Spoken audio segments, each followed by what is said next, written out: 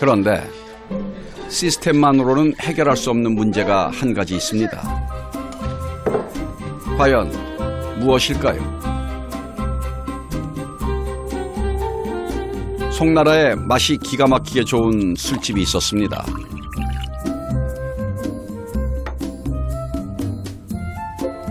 주인 장 씨는 예의도 바르고 술의 양을 공정하게 나눠주는 사람이었죠.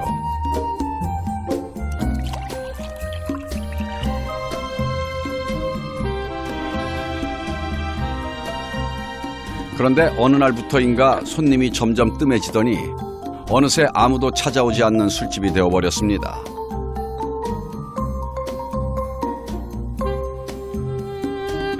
결국 술은 하나도 팔리지 않아 다 쉬어버렸죠.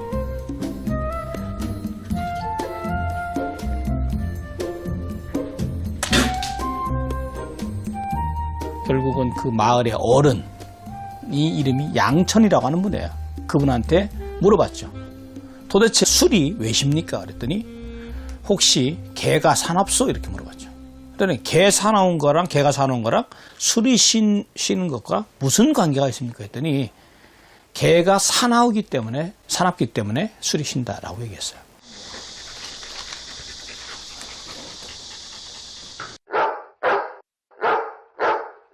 어린아이를 시켜서 술을 사오게 했는데 술집 앞에 사나운 개가 있으면 어린아이가 들어가서 감히 술을 사올 수 있겠느냐.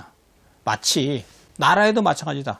군주가 바로 백성들을 다스릴 수 없다.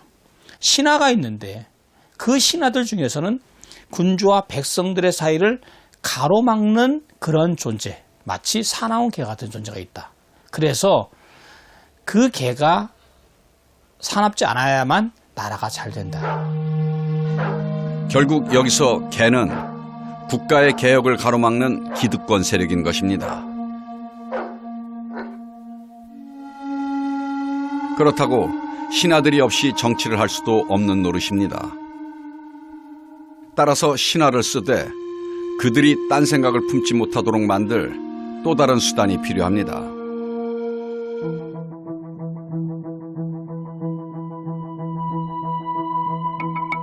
그것이 바로 칠술과 육미로 대표되는 한비자의 술입니다. 韩非子说：“法莫如显，术不逾线。法就是要让大家尽可能知道，尽可能的明确，尽可能的推广。而术就不一样，术是尽可能的让大家不能够了解。” 術というのはこれはあくまでもその君主の権力をないしは君主の政治というものがをそのうまく行うための方便というか、やり方というか、技術というか、それが術ですね。君主が例えば臣下をどのような形でその統制するのか、人民をどのような形で統制するのか、その方法、やり方というものが術。 한비자가 주장하는 술로는 우선 유반이 있습니다. 어떤 사건이 일어났을 때 그 진상을 알기 어려울 때가 있죠. 상황을 정확하게 판단할 수 없을 때는 무엇부터 살펴봐야 할까요?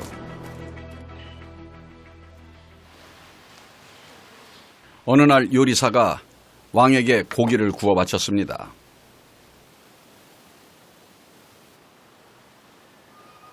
왕은 고기를 집으려다가 자신의 눈을 의심했습니다. 머리카락이 버젓이 감겨 있었죠. 我肉里有头发丝，把厨师叫来。是。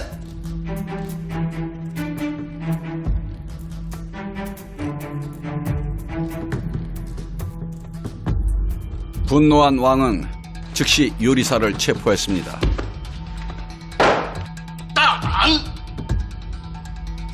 为何？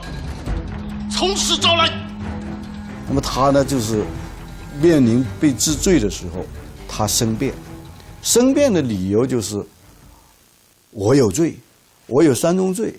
那么我的三宗罪呢，主要就是我的刀法很好，我刀法很好，我在这个切肉的时候，肉断了，我头发不会断。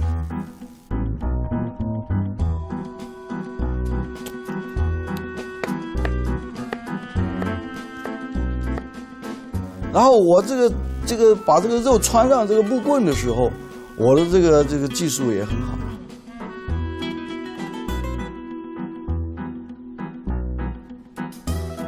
我能把肉也穿上去，然后不会沾上任何头发。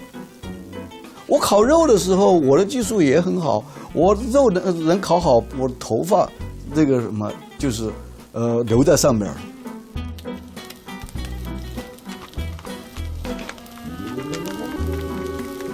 所以我有罪。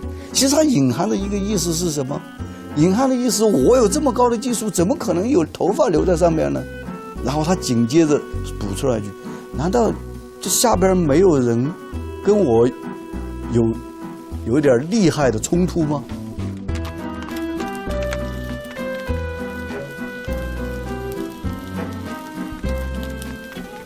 군주가 뭔가 꺼림직해서 찾아봤더니 바로 요리사를 시기하는 자, 즉 그 자리를 차지하려고 하는 자가 일부러 머리카락을 감아놓은 거죠. 그래서 그 자를 처형했다는 그런 이야기입니다.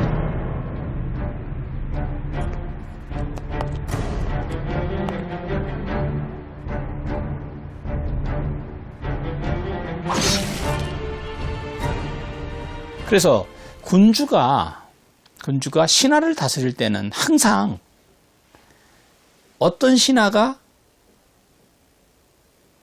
일을 잘못 저지르면 반드시 그 반대편에서 그 반대로 이익을 얻는 자가 분명히 존재한다. 고로 그 자를 쉽게 문책하려 들지 말고 그 반대편에서 이익 있는 자가 누군지를 살펴서 그럴 것을 찾아내는 것이 군주의 역량이고 자질이다.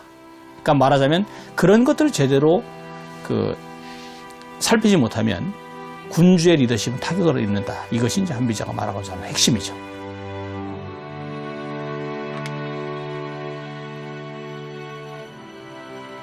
또 한 가지 명심해야 할 것은 협지.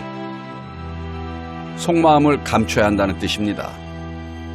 사실 속마음을 감추는 것은 모든 술의 핵심입니다.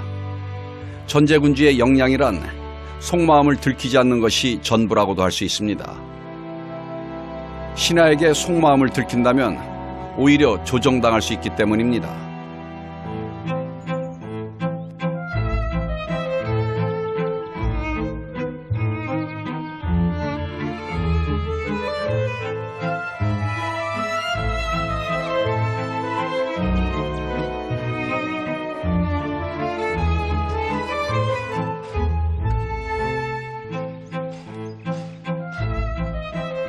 어느 날 왕은 자신의 손톱 하나를 감추고 일부러 잃어버린 척을 했습니다.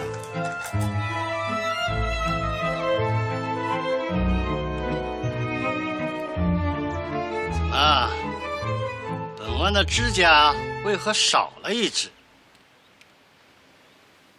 你们干什么吃的？连本王的指甲也保管不好吗？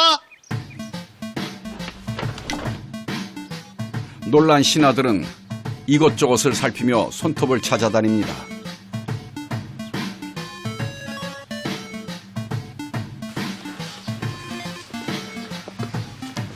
이때 한 신하가 꾀를 냅니다.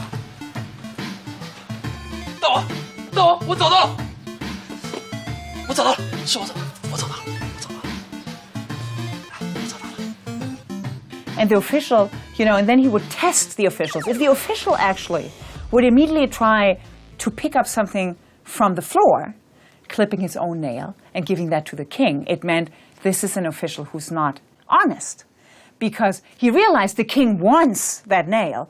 I better comply, so I cut off my own nail and give that to the king. So that is a dishonest official. If, however, that official is going to say, oh, I can't find anything here, what happened?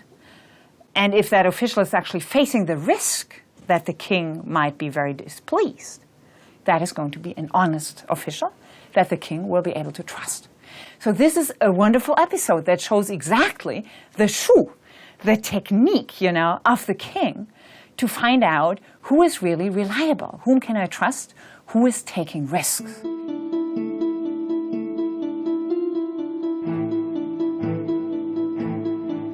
다음의 술은 참관입니다.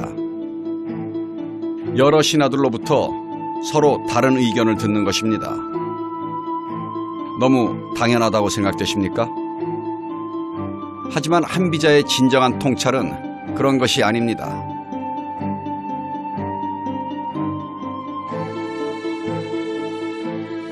예를 들어 주변 여러 사람에게 물어보았는데 모두가 찬성하는 정책이 있다고 합시다. 그 정책은 확실히 좋은 정책일까요?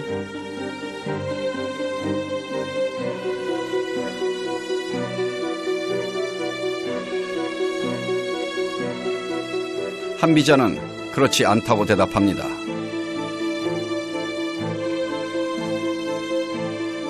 本谋者一也，一也者，诚以为可者办，以为不可者办。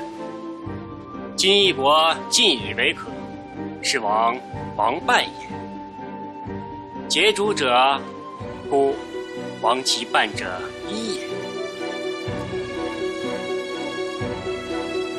다시 말해 왕이 인해 장막에 둘러싸여 고립되어 있는 위험한 상황이라는 뜻입니다.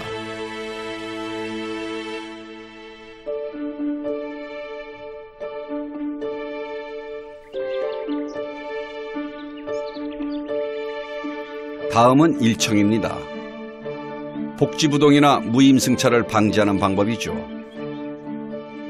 옛날에 피리 합주를 매우 좋아하는 왕이 있었습니다. 반드시 300명이 한꺼번에 피리를 불도록 했죠.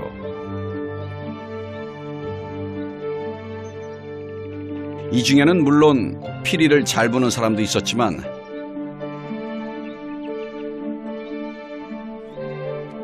아예 불 줄도 모르면서 흉내만 내는 자들도 있었죠. 아무튼 수백 명의 연주자들이 모두 높은 봉급을 받고 있었습니다.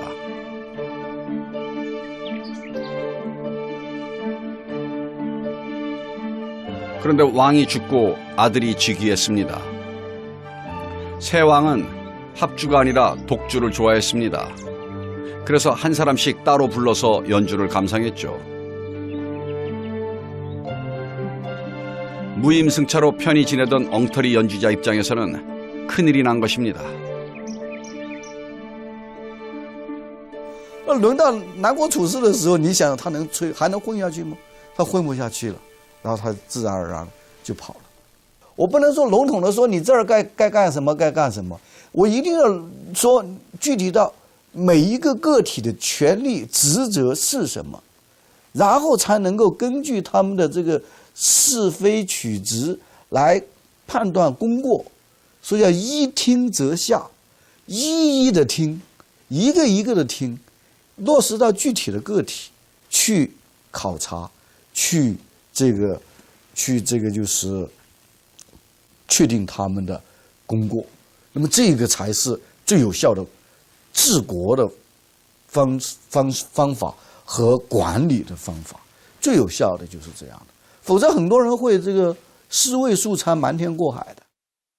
And that's supposed to be, in the context of the Han Feizi, a way to weed out duplicity.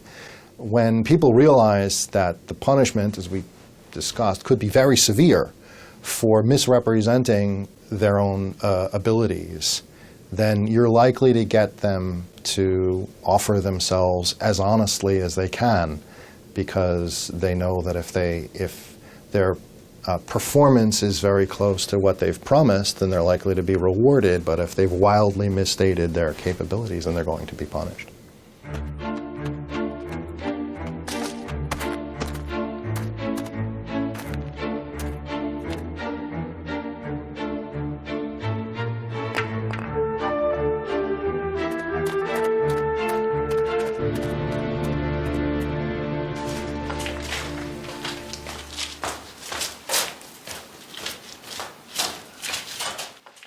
이처럼 한비자는 냉정하게 권력 정치의 현실을 꿰뚫어 봄으로써 미래를 설계하고자 했습니다.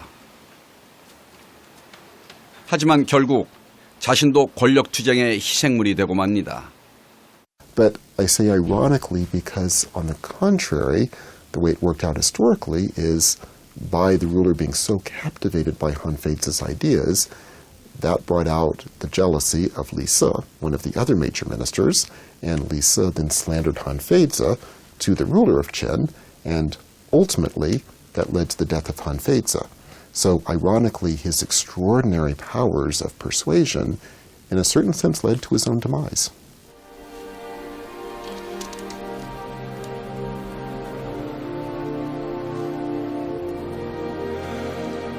한비자만이 비극적으로 죽은 것은 아닙니다. 법가 사상가들의 최후는 대부분 비참했습니다.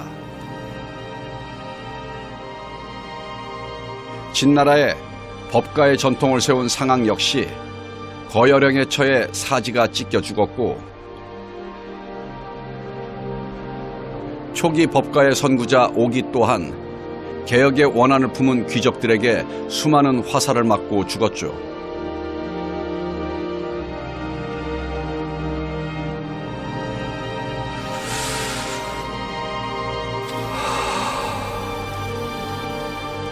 때문에 한비자와 친분이 두터웠던 당개공은 일찍이 한비자에게 상황과 오기의 예를 들며 목숨을 소중히 여기라고 충고했던 것이죠.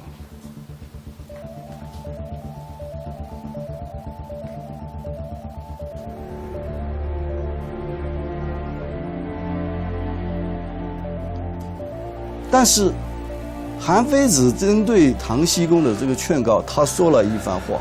那么通过这番话，我们可以了解到韩非子他的这个崇高的这个救世的情怀。那么这个救世情怀，他说了，说你虽然是唐僖公，虽然是为他的生命利益着想，但是他的理想是什么呢？他的理想是变众术，立民盟之道，是寻求。变众术立民盟之道，就是为了天下百姓的利益来做这个事情的。所以他说，你虽然为我的利益、生命考虑，那么虽然是为我好，但是你这么样说，其实是对我的人格的一种侮辱。你要让我放弃我这个崇高的这个救世的这种情怀，这个是对我来说是不能接受的。